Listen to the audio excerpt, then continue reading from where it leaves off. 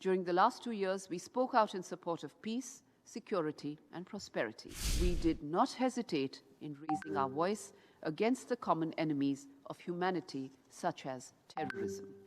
We were conscious that when we spoke in the Security Council, we were speaking on behalf of 1.4 billion Indians. We also brought attention to the peacekeeping angle. We were also the voice of the Global South during our tenure. Before we entered the Council, our Prime Minister had said in September 2020 that we will use the prestige and experience of being the largest democracy in the world for the benefit of the whole world. During the last 2 years, we spoke out in support of peace, security, and prosperity.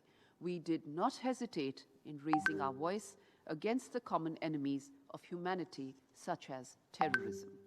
We were conscious that when we spoke in the Security Council, we were speaking on behalf of 1.4 billion Indians, or 1/6 of humanity.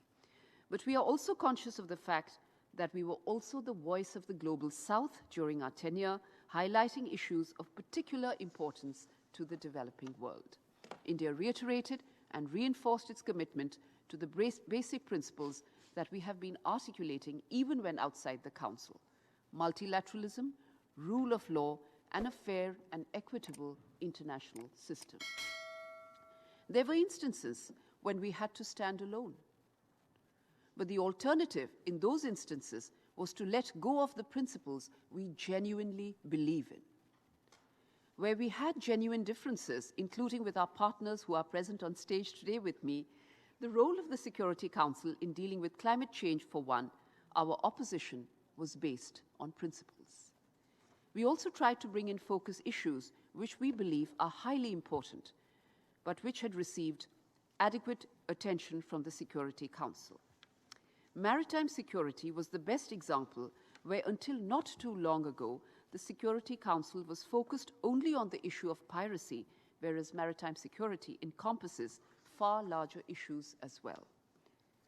As a large troop contributing country, we also brought attention to the peacekeeping angle and piloted Resolution 2589, which calls for accountability in cases of crimes against peacekeepers.